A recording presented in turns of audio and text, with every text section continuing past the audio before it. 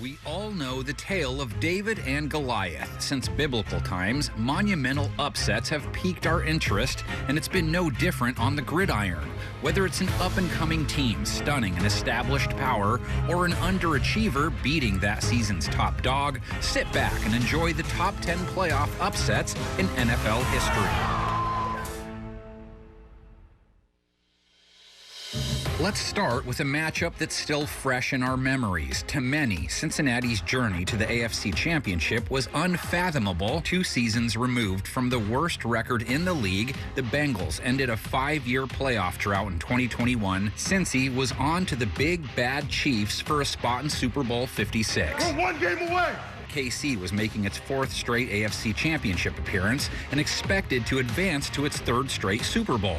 Through much of the first half, Goliath was beating up on David. They toss it for the touchdown! 3 for 3 down the field. Then came a big momentum swing. On this first half of action at the AFC Championship, 2nd and 12. Beeline gets past Ward. Look at him go! Inside the 20, into the 10. Oh, he takes it the distance. Wow, what a jolt! Just when the Bengals needed it. 2nd and 3. Pass up in the air and stolen. It's picked off by Cincinnati. B.J. Hill with the play the Bengals really needed. You can use your running back. You got to get it out. There it is to the end zone, and he comes down with it.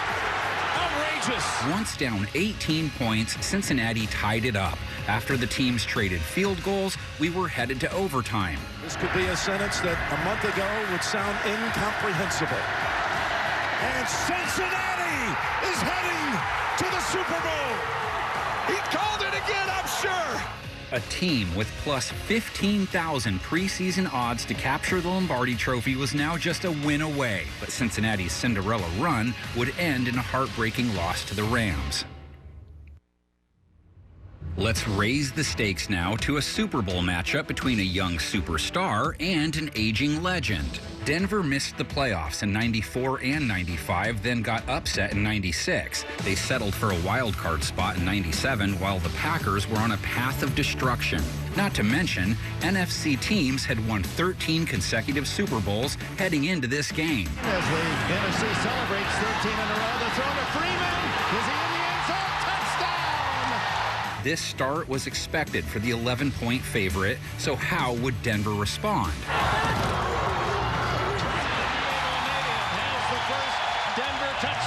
The Broncos defense was able to take advantage of Favre's occasional recklessness, but Denver was dealt bad news when their star running back, Terrell Davis, had to exit the field. You don't worry about seeing on this play because we're going to fake it to you, the 15 lead. But if you're not in there, they won't believe we're going to run, okay? Terrell Davis, the deep back. Play action, wide open. Elway walks it into the spot. Now up a touchdown, Denver put the pressure on Green Bay. Blitz. If it is, it's Denver's ball. But the defending champs weren't going away that easily. Throwing to the end zone. Touchdown! A leaping catch by Mark Tremont. Elway needed to engineer a big-time drive after 10 unanswered Packer points. That sets us up for one of the most iconic plays in NFL lore. Elway scrambling, looking, running, diving inside the 5-yard line. When you see that quarterbacks go down, not Elway. This drive over 7 minutes as Davis touchdown. Brett Favre is not over there saying John Elway sure would look nice with a Super Bowl ring on. He tried to win that game as well. Touchdown! It's to Antonio Freeman. Freeman was sensational with 126 yards and 2 TDs, but it was the Broncos' late-game heroics that stole the show.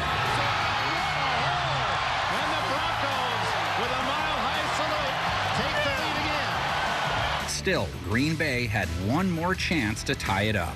Come on. This is it. Dedrick Dodge and Darius Johnson come in at the defensive back positions. The throw. John Mobley broken up. And the Broncos are celebrating on the near sideline. Number 8 on our list is a forgotten classic. The NFC divisional round pitted the Vikings, 11-point underdogs, against the top-seeded 49ers. With a pair of Lombardis, Walsh and Montana had already built the team of the decade. That year, Jerry Rice set an NFL record with 22 receiving touchdowns in just 12 games, one more than Minnesota's entire team had all season. But you know the old saying, that's why they play the games. Quite the shock as Minnesota bolted out to a 20-3 lead. Touchdown! Both teams traded touchdowns to make the score 27-10. San Fran clawed back with 2 more scores to cut the Vikings' lead to 9 late in the 4th. Touchdown! But it was too little too late. Minnesota extended their lead thanks to one of the greatest performances in postseason history. It is caught. Is it inbounds? Yes, Anthony Carter. Anthony Carter set a then NFL postseason record with 227 receiving yards. Quarterback Wade Wilson posted a season-high 298 yards as the duo vanquished the Niners 36-24. Let's pause here to highlight some honorable mentions that didn't make the cut. The Seahawks and Saints squared off in the 2010 NFC wildcard, with beast mode punctuating this instant classic. Oh, look at this run. What a run. Marshawn Lynch. Still on his feet. Has blockers now. He's dancing his way for the touchdown. After upsetting the reigning Super Bowl champions, the Titans drew the NFL's single-season record holder for team rushing yards. Baltimore's point total and differential were top 11 all-time, while Lamar Jackson became just the second-ever unanimous MVP. Yet Tennessee, who barely made the playoffs, completely shut down Baltimore. The 1995 AFC divisional round featured a matchup between the top-seeded Chiefs and the 9-7 Colts. It was the Chiefs' 6th straight playoff appearance and the Colts' first in 8 years. Despite 4 turnovers on the day, Kansas City had one final shot to extend the game. It is no good. Wide to the left, and look at the Colts sidelines. Let's turn the clock back now to the 1969 season when the Chiefs and Vikings played in Super Bowl IV. No, it wasn't an upset. We really believed we were going to win. We didn't feel at all like we were a 13-point underdog. Former Chiefs Len Dawson and Jim Lynch are right. The only reason the Vikings were heavily favored was because of the blatant bias towards the NFL. From the get-go, everyone could see why this Chiefs team deserved to be here. 65 toss power trap. Running play coming to Garrett on a trap. Touchdown! Garrett scores for the 5. 65 toss power trap. Yeah! The deepest Minnesota got into Chiefs territory during the first half was the 39-yard line. Kansas City held a commanding lead at halftime and continued to step on the gas. They're beating the best that the NFL has to offer out here today. By the game's end, the Chiefs had walloped the NFL's best team 23-7. Really is a satisfying conclusion to the 10 years of the American Football League. In 1998, the Minnesota Vikings were the juggernaut of all juggernauts. They scored the most points ever in a season at the time, largely because of rookie wideout Randy Moss. Minnesota became the 3rd team to win 15 or more regular season games. This roster was littered with future Hall of Famers. The Falcons, on the other hand, were way ahead of their rebuild, courtesy of Dan Reeves. The Falcons ended a 2-year playoff drought, achieving a franchise record 14 wins and made their first NFC Championship appearance. They had a top 10 offense and defense, yet this game was still Minnesota's to lose. However, the Dirty Birds came out swinging. Up the middle, touchdown. Jamal Anderson out of the backfield. Atlanta didn't care that they were 11-point underdogs, but that opening drive TD woke up the beast. Here's Cunningham again, going deep. So touchdown. He's in the end zone. Cunningham crouches under the center. He's going straight ahead and dives into the end zone. Randall Cunningham and Moss powered Minnesota to 20 unanswered points, and Atlanta desperately needed something positive going into halftime. That's exactly what they needed. The Falcons chipped away at Minnesota's lead, but the Vikings' potent offense wasn't tired yet. With under 6 minutes to go, Minnesota could ice the game, but the Vikings' record-breaking offense fell flat near the red zone. Still, settling for a field goal would almost ensure victory. So you think Gary Andrews will make this field goal? The answer should probably be yes. 39 yards away, and it's not good. The miss gifted Atlanta one final shot. Out of of the pocket. Touchdown. Touchdown. Chandler forced overtime, a welcomed sight for the Falcons. He's handled the pressure before. Anderson is good. He knows it. They know it. And Atlanta goes to Miami. Oilers starting quarterback Dan Pastorini, top receiver Ken Burrow, and Hall of Famer Earl Campbell suffered injuries during Houston's 1979 wildcard victory. Pastorini and Campbell would miss the divisional matchup against the Hall of Fame-laden Chargers. QB Dan Fouts set the NFL single-season passing yards record, leading San Diego to the AFC's top seed. Nevertheless, the Chargers drew first blood. Clarence Williams for a touchdown. However, Bums Boys battled back. 26 yards. Blocked, and Perry could go all the way. Only Fuller to beat. Vernon Perry at the 45. He is all the way to the 30-yard line of San Diego. Oh, my, what a turnabout. 3 San Diego leads. Fouts looking at 3rd and 9. Down the middle for Joyner. Intercepted. Vernon Perry laterals it off to Reinfeldt. And Reinfeldt is to the 38 of San Diego. Boobie Clark is the lone setback. It's Clark sweeping and scoring. The Oilers relied on their backup rushers for 148 of their 259 yards. For a battered and bruised team fighting for every inch, taking a 10-7 halftime lead was huge. That said, it's tough to hold an edge against these Chargers. He is in the end zone. Touchdown. Houston's lead vanished quickly. Trailing by 3, the Oilers' defense needed to step up again. Now going long for Jefferson. One-handed interception by J.C. Wilson at the 50. He didn't see Floyd. Now he reverses. The Oilers' defense held strong long enough for backup QB Gifford Nielsen to energize the offense. Over the middle to Renfro. Breaks a tackle. 35. 30, now has some blockers. Nielsen's key strike to Mike Renfro gave Houston a 3-point lead. The Oilers needed to hold off the high-powered Chargers offense for one last quarter to secure the upset. Houston leads 17-14. Intercepted by the omnipresent Vernon Perry. He needs at least 30 yards on this play. 8, 7, 6, 5. It is intercepted by Vernon Perry. Former CFLer Vernon Perry set a single-game playoff record with 4 interceptions and blocked that field goal earlier in the contest. They forced Dan Fouts into a career-high 5 interceptions and a season-low passer rating. I said before the game we were short on manpower, but we were long on guts, and I'm damn sure right. While the gritty Oilers prevailed, their run would end in a controversial AFC Championship game.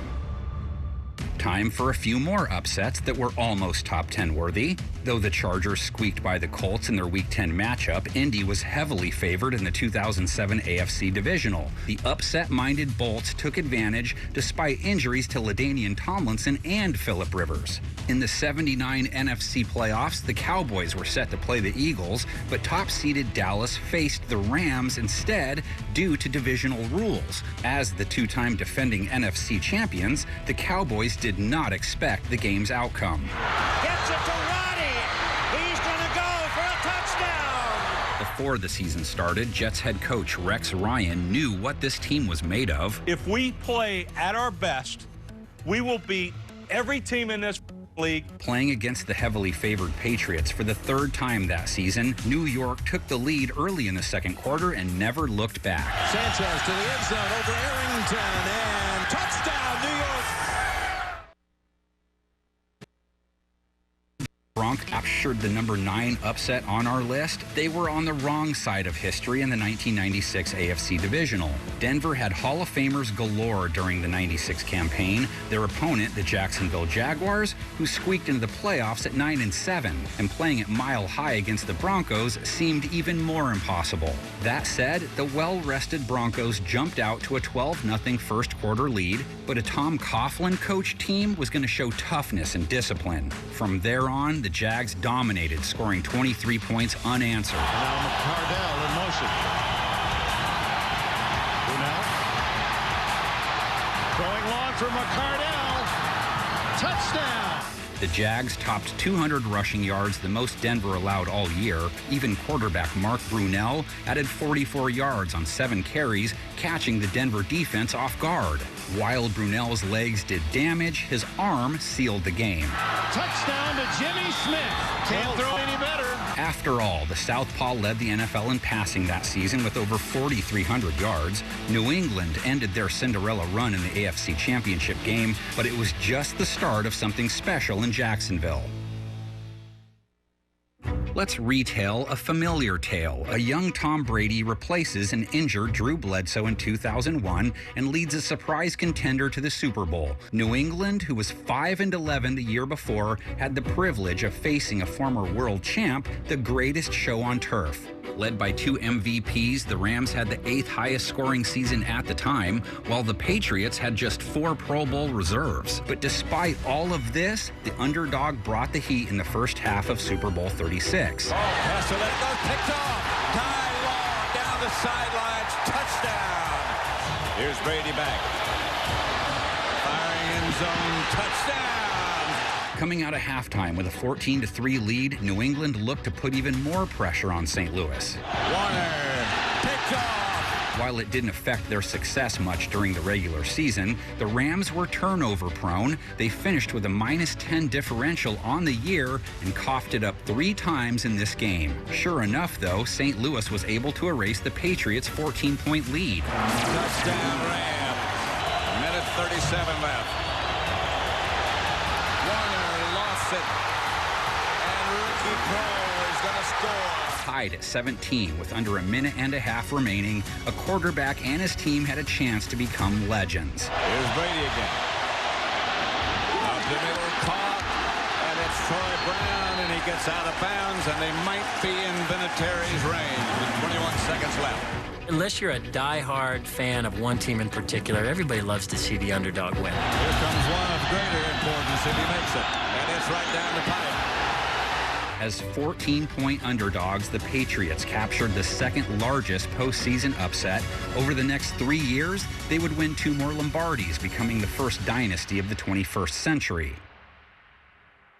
From New England's all-time high to their all-time low, Super Bowl 42 is a fitting upset to highlight here. However, beforehand, the New York Giants had to defeat the NFC's top 2 seeds, starting with the Cowboys in the divisional round, a team they lost to twice in the regular season. Intercepted! Giants! That win set up a meeting with the Packers at Lambeau for the George Halas Trophy. As even bigger underdogs this time, surely New York couldn't pull off another upset. Can he send the Giants to the Super Bowl? The kick? Good, and the Giants are going to the Super Bowl. Brady's #1 ranked offense produced 50 TD passes, 23 to Randy Moss, who set a record for receiving TDs in a season. With the NFL MVP and 5 All-Pro selections, they eyed their 4th Lombardi Trophy in 7 years. Yet, after New England gained a 7-3 lead early in the second quarter, they began to look mortal. Brady was sacked 5 times, marking a season high. The Giants' defense kept the score to 7-3 through the third quarter. Then, receiver David Tyree emerged as a surprise hero, making his first of 2 splashes. David Tyree! New York still had to contain Brady in the clutch, not an easy task, as New England shaved 5 minutes off the clock, retaking the lead late in the fourth quarter. Time for Tyree to make his second splash. Pressure from Thomas off the edge. Eli Manning stays on his feet, airs it out down the field. It is caught by Tyree. Oh, my God. Eli Manning and Tyree's efforts were enough for Plaxico Burress to seal the deal. Manning lobs it. Burress alone. Touchdown, New York. New York's offense converted more 3rd and 4th downs, while the defense held the Patriots' rushing attack below their average. Big Blue set a record for consecutive road wins in a season, including playoffs, and became the 3rd team to win 3 road playoff games en route to a Lombardi Trophy. Before we reveal the #1 playoff upset of all time, let's talk about the last batch of honorable mentions. The G-men of yesteryear notched a big playoff upset against the dynasty of the 80s. Kicker Matt Barr propelled them to the Super Bowl with his 5 field goals. I'm not just a kicker, I'm a player. And the kick is good. There will be no three-peat. Fresh off an MVP season and Super Bowl appearance the year before, Marino and Miami faced New England in the '85 AFC title game. Despite being underdogs, the Patriots were ready for the challenge. Wide open, Weathers, touchdown. New England would lose to the 15-1 Bears in the Super Bowl. Of course, Chicago's only loss that season was to the Dolphins. What could have been for Don Shula's squad? No surprise here, number one on our list goes to the upset of all upsets, the one made famous by superstar Joe Namath. I think we got a heck of a shot of winning. We beat anybody in the world, and I think we're going to win next Sunday. The guarantee heard round the world instantly became one of the most notorious sound bites in sports. Of course, it meant that much more because of the game's outcome. The Colts were 18-point favorites after finishing the regular season 13-1, avenging their only loss by dominating the Browns in the NFL Championship. While Baltimore won 2 titles in the late 50s, the Jets were making their first postseason appearance. Even Baltimore's backups were elite. QB Earl Morrall won MVP in place of the injured Johnny Unitas. Their plus 258-point differential on the year is still top 10 all time. Yet, with all the hype surrounding the Colts, Namath and the Jets couldn't care less. The other side may have thought they were ready. They weren't ready. New York's defense forced the MVP into 3 interceptions. The numbers speak to a broader theme, a total Jets domination. We may be sitting in one of Bart's greatest upsets in history. Namath engineered 3 scoring drives that resulted in field goals, but New York didn't need more than that since their defense forced 5 turnovers. Even Unitas couldn't save the Colts. There's intercepted. The Jets' 16-7 win marked the first AFL Super Bowl victory, but this upset transcended emotion. It helped change professional football for the better. You got to have confidence in your team, you got to have confidence in yourself, and if you don't have that confidence, you can't play football.